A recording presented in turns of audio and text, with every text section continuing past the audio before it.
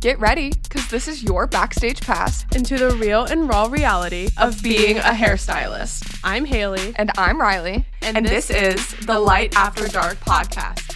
Welcome back. Welcome back to the pod. It's Reilly Ruth Beauty. And creations by Hailee Christine. Excited to be back as usual. Yes.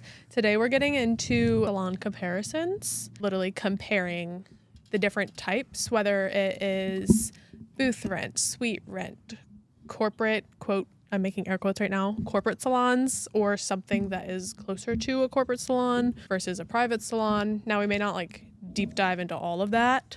Right. But based off of Reilly working at Brond her whole career and me working at the multiple different salons I have, I feel like we both have background in depth on both of those. Right. And for anyone who's not in the industry listening, you probably don't realize that there's so many different options for us to work in and different ways that we can go about being a hairstylist. It's not as simple and as black and white as it seems. No. And as many other jobs are. Yeah. I couldn't just go get a job and they can't just say, oh, you're going to make $60,000 this year. Right. That's just simply not how it works. No. So I feel like this is a really cool episode for you to listen to, with keeping that in mind if you know nothing about pay structure and all that stuff. So yeah. And I feel like this could also be really cool for anybody looking to get into the industry. Yeah. To kind of understand the different structures that salons uphold. Yeah. And because they're all really different. They are. And just know you can interview the salon that you're going to work at based off of what we say and the own research that you obviously do to see where you want to work. Yeah. I feel like in my case, I just got lucky with being in a salon that works for me, but I feel like I hear so many stories and that's just not how it works for so many people. So take notes. Yeah. If you are a hairstylist trying to think about what you want to do and how you want to go about it, this will definitely help, I feel like. Yes. Yeah. I feel like we can just start with the fact that I've only ever worked in a private owned, small, not corporate environment salon. Right. It's very small business vibes. I work with the owners every single day. We're really close. It's not boss salon relationship. Hierarchy. Yeah, it's not I don't know. You know what I mean? No, yeah. It's a private salon. That wasn't a real sentence. It's a private salon in the sense they literally started in a traditional salon, then they went to a suite, then they had a smaller space, and now they have a bigger space, and they have built it how they want it. Yeah. I'm sure they had input from other people and, taking that into consideration. But I was their only hairstylist, I guess is what I'm trying to say and what I'm trying to get at. Yeah. So when I started there, I didn't even really know if I wanted to do hair. I'm a commission stylist, so I get paid a commission of my total sales, of the sales that I bring in. And I feel like when you're first starting out, that's recommended with how you should go about getting your pay. Agreed. Some people do go straight into booth rent or suite rent out of it. Right. It works for some people. Right. So, okay, let's dial back for a second. If you don't know much about the industry and you're trying to get into it, or you are just curious and you're listening for fun, these are the main types of ways that you can be a hairstylist and earn money in the industry. I feel like it would start with summit salons. I don't really know the details on that. I see people post about it on TikTok. Yeah. But summit salons a lot of times are smaller private salons. Okay. But they follow kind of a business model and are basically laid out how to run things. Okay. And I feel like it kind of a strict sort curriculum almost. Basically. And I feel like it kind of puts them closer into the corporate category. Okay. So they're still individually owned. It's not a Bubbles or a big chain name. Right. But I feel like they're structured more like a corporate. That makes sense. And then you have private salons. Right. Actually, kind of how we work. Right. And then I guess individuals. Yeah. Booth/suite. Right. So your own business. You have those, and then in both private and corporate salon environments, you can be paid differently too. So you can work as a commission stylist and you're an employee. Mm-hmm. So you literally work for them. They can tell you how to dress. They can tell you your schedule. It's normal employee stuff. Yeah.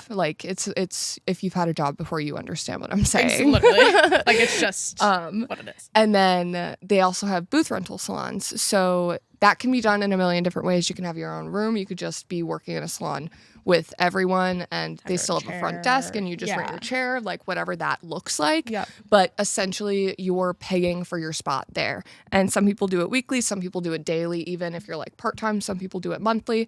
it can be done differently, but you pay for your spot and then you basically run your own business out of their building. Yes, correct. And you have to buy your own supplies and contact your own clients, do your own bookings, do your own dictate money. your own life, basically. They can't tell you what to wear. They can't tell you what When to products be to use. Yeah, there. anything. Yeah.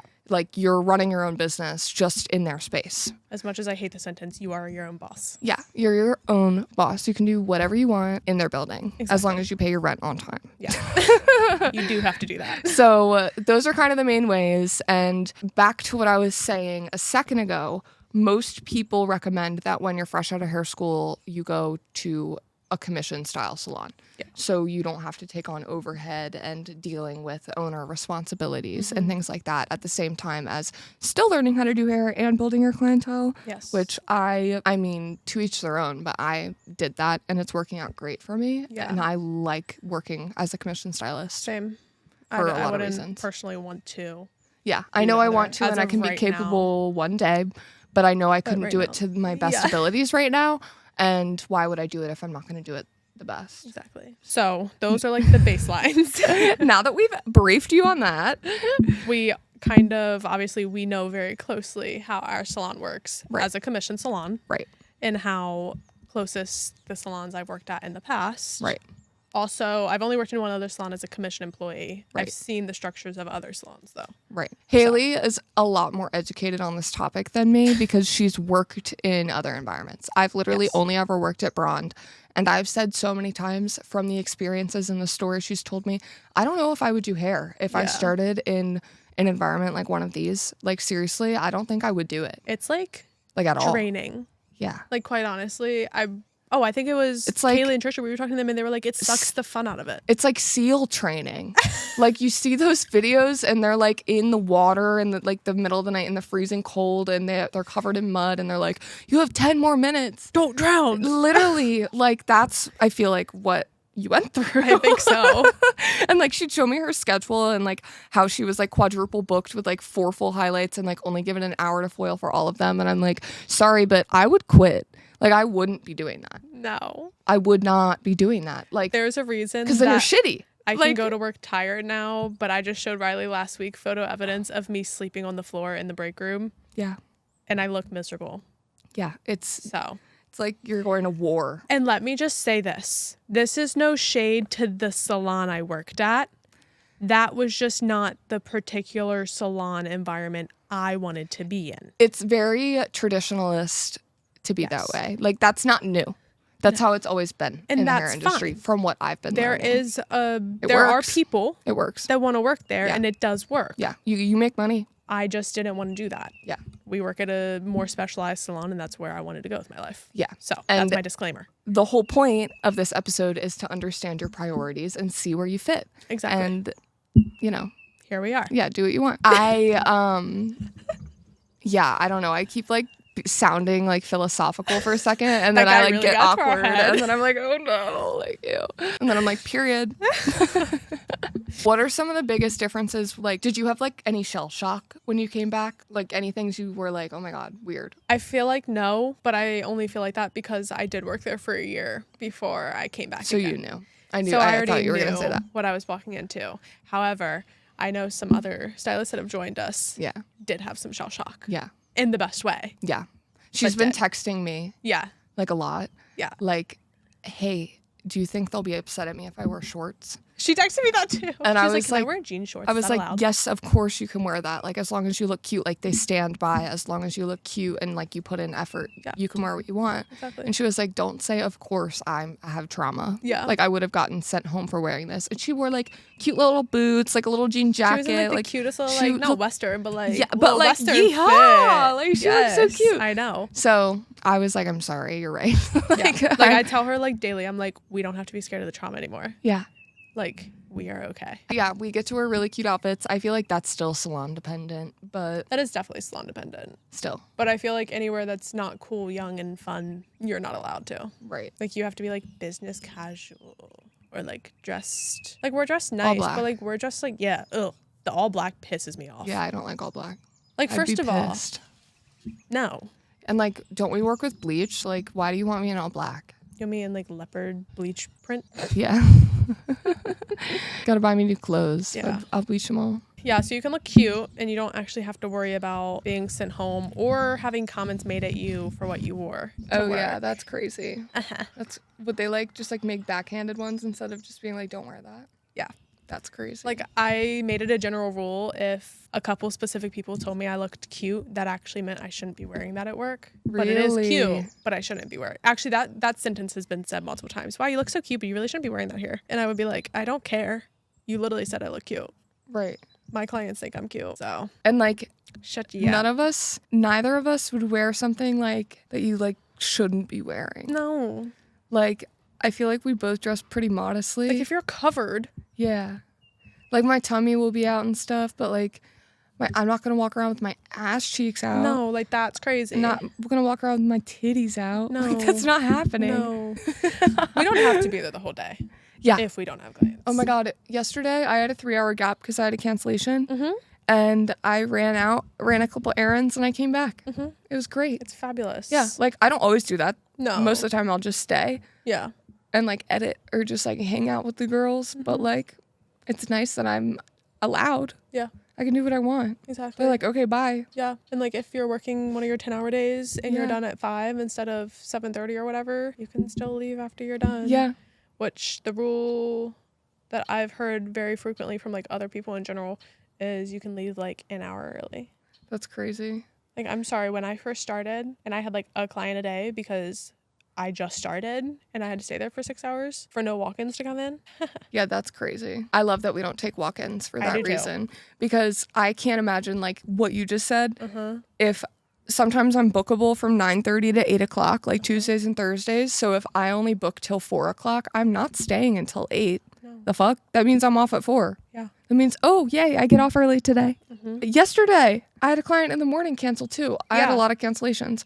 But I didn't go into work until 12:30. Yeah. Because I didn't have a client in the morning. So why would I go in? Right. If I could be doing other productive things. Exactly. Waste of my time. Yeah. Like, so time management is key. I feel like that one in every commission salon should be changing. Yeah, I don't want your $15 to be sitting here. Yeah. Doing nothing. For you to be paying me this and for me to be making no money. Right. On top of gatekeeping money and not paying their stylists. Gatekeeping money. I feel like they want to care about the clients, but they actually just care about the money. Right. I also do know these things from working multiple receptionist jobs at multiple different salons. And obviously you need to make money. Money does make things go round. Right. However. Right. Like that is the whole point. Trying to cram more clients onto people's books. Isn't going to make you more money. And make them want to die. Yeah.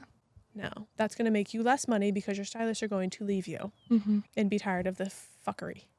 Yeah, I stand by like salons that prioritize instant money over long-term money. Yes. Is like that shit's insane. Yeah. And like I'm never gonna work for somewhere like that. Like that's why you go to the nail salon and your nails are shitty because they just wanted to finish you fast and they know you're not gonna say anything, so they can just take someone else. Exactly. Like why? I'll say it's why not wouldn't only you? disrespectful to your employees, but it's rude to the clients too. Yeah. Yeah. And like clients feel that shit. Yeah. Like you can tell. I've been told personally. Yeah. Like it's bad. Yeah, that's crazy. I hate that. I hate that too. I hate that for you. And for everyone who has ever experienced it ever. On top of not like prioritizing stylists, saying that like clients are always right, not backing your stylists. Yeah. Like if someone messed up, it's like, oh, I'm so sorry. Like that should have never happened. Like they did so bad. I would hate that. We'll get into my story in an episode here soon, but I've only ever been supported by Kaylee and Trisha when I've like had a mess up.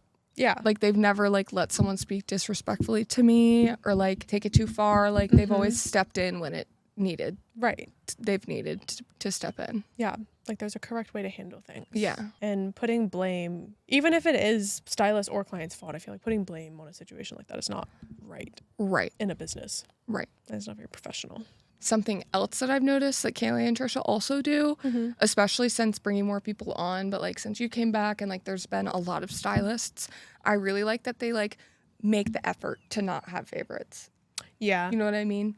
Like I feel like it's not like, oh, she gets this because of, she makes more money and she, I don't know, has more clients, so she gets extra stuff. Like I feel like that's so unfair. And I feel like that I hear about that a lot. Yeah. Did you see that? You would be right. Oh, yeah. Okay, slay. Which, like, slay.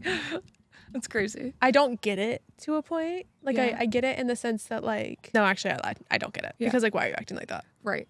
Like, just because stylists are newer or stylists aren't, I'm not going to say performing as well, because that actually does But, like, factor bringing into in things. as much money. Correct. To be blunt. Yeah. Yeah. You don't get to just, like, let them do whatever they fucking please. Right. And I'm not just talking about, like, with their clients. I mean, like, in general. Yeah. Like, they have no rules because they're making more money. And, like, also the crazy thing about that with me is, like, everyone has the potential to be booked that much and to be making that amount of money. So why wouldn't you be pouring into the people who aren't so you can make even more money? Mm-hmm. Like, that just seems so backwards to me. It is. It doesn't make any sense. Kind of makes me mad, actually. Now that I'm, I like, know. really thinking about it, I'm like, that's fucked. It is. And that was, like, also a big thing that I've witnessed is, like, with education and stuff too. I feel like that's part of, like, pouring into your stylist, especially ones that maybe need help with things or just are looking for the education. Right. Which I feel like That, these crave it. days are the younger stylists. Yeah. Because the older stylists, if they have their ways, they have their They're comfortable. yeah, exactly. Yeah.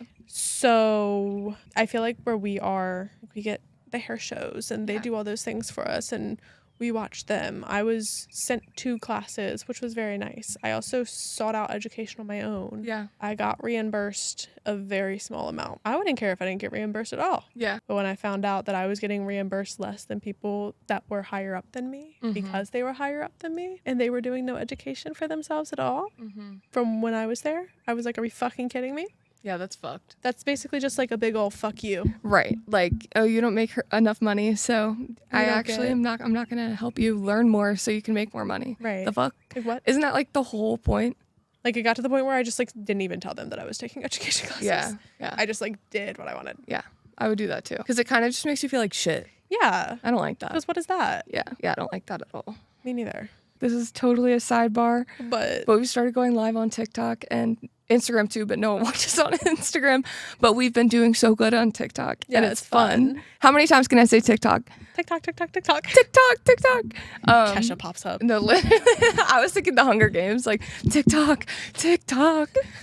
Anyways, we've been doing so good. We made friends on there today, and we're gonna go live more. Is all I'm trying to say. We are. So you should follow us on should- TikTok. Yeah, and watch our lives and talk to us because Yeah. it's like FaceTime. It is.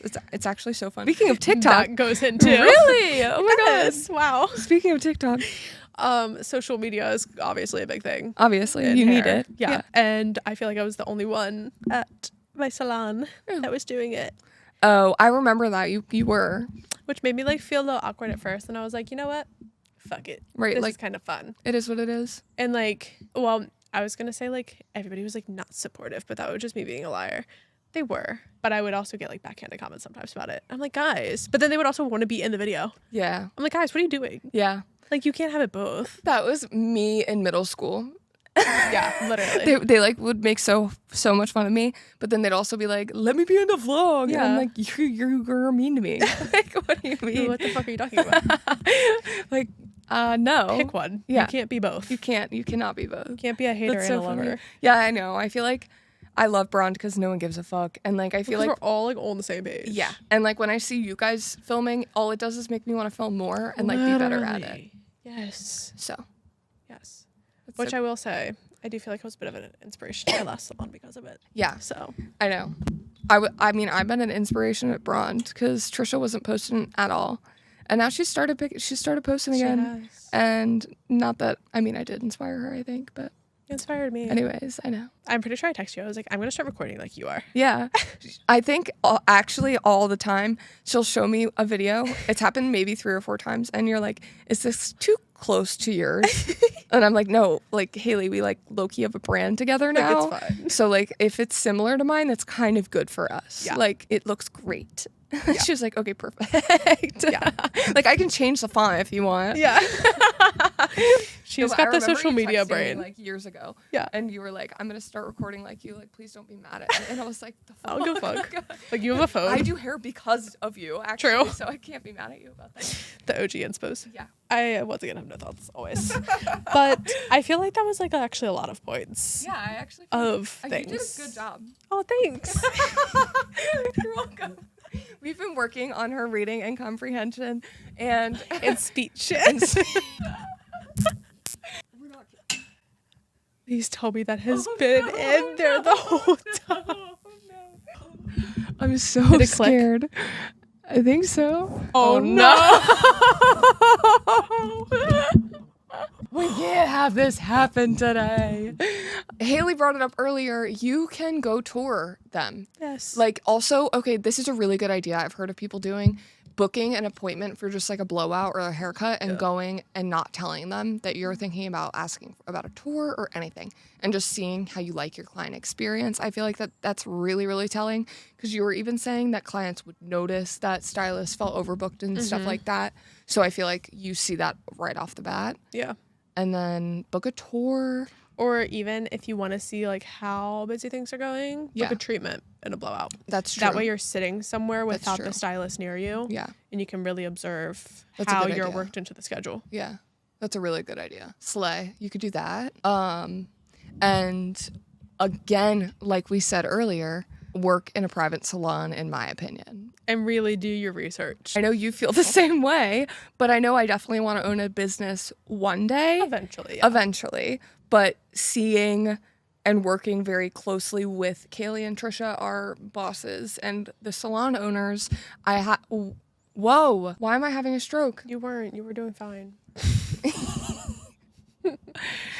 I've gotten a glimpse of like the owner responsibilities and kind of like what they do on a day-to-day to make the salon run. Yeah. And I feel like that's a really cool insight that we wouldn't have gotten if I was working in a corporate salon. Exactly. Like you don't see that stuff as much. It's more like behind the curtain. Yeah. Yeah. And I also think that if that is your goal one day, I find there to be a benefit. Like if you know you want to do hair, you're thinking about it, working other positions in a salon. Yeah. Like I worked front desk at, like I said, different salons, but I was a front desk employee for like a good 2 years. Yeah. And if you do that and you're good at it, you get to see more in-depth stuff too. Yeah. Which is really helpful. I never did the front desk ever, but I did like hosting at restaurants, so I understood like timing and things like that from that aspect. And then I was their assistant for a while, so I definitely saw. We didn't have a receptionist at that time either, so I definitely learned booking things in that role too. I think understanding all the different roles is good. Yeah, I think so too. And then it makes you a better stylist too, because you know. You appreciate everything. Exactly. Yeah. Like everything that the assistant has to go through. Exactly. Yeah. I will say my one last thing before we actually close this out for real. Don't sign a non-compete. Oh, yeah. I think they're illegal in Maryland now. They are, and I know of places that are not following that. But that's nobody's business. Yeah. If you don't know what a non-compete is, they basically just don't let you work anywhere else. Like it can be in any industry, but for this, it's salons, obviously. It was very prevalent for a while. Yeah. A lot of them will make you sign like, oh, if I quit, then I can't work 5 miles from here at doing hair anywhere. Sounds not that bad. But that's when so you bad. Look up what a 5-mile radius is, it's really bad. It's insane. And It's some do everywhere. like 10. Yeah. And 10 miles is crazy. Yeah. Yeah. I didn't realize that was even a thing for anyone, like any job ever. It's so fucked. And like really though, most people don't follow a non-compete even if they sign it. No. But Because are they actually going to sue you? Power, exactly. That's the only thing, is that they could sue you, but they're probably not going to. And honestly now, if it's not legal, you can't uphold they probably that. have no power anyways. Right. Unless they have some sort of like wiggle way around Unless they're like in the mafia and they can send then they might their guys to come connect get you. Yeah. You don't know what they'll do. For real. I hope that you guys learned a little bit more about the different salon structures. We could definitely get into more, but those I feel like are the basis of them. Right. And you know where you want to work and where you don't now. Right. If you have any stories about working in different styles of salons and like your own comparisons, definitely let us know. Yeah. I'm curious because I don't really have anything to compare it to, but you do. Yeah. So. But I feel like it'd be fun, especially from like different states. Yeah. Like it'd be fun to like see how things work. Right. Around the country or around the world. I know. Fuck. Like wherever. We're going global, baby. All of our new episodes are going to be on Thursday mornings at 7 a.m. Spotify, Apple, and YouTube. I'm Reilly Ruth Beauty on Instagram and TikTok, so go follow me there. I am Creations by Hailee Christine on Instagram and Creations by Hailee on TikTok. Also follow Light After Dark on Instagram and TikTok too. Yeah, that's what I was about to say too. She read my mind. Oh my gosh, that's so cute of Follow us. us on there, YouTube, and Apple and Spotify. This was your backstage pass to the beauty industry. Just BFFs living and styling After dark. We'll see you on Thursday. See ya.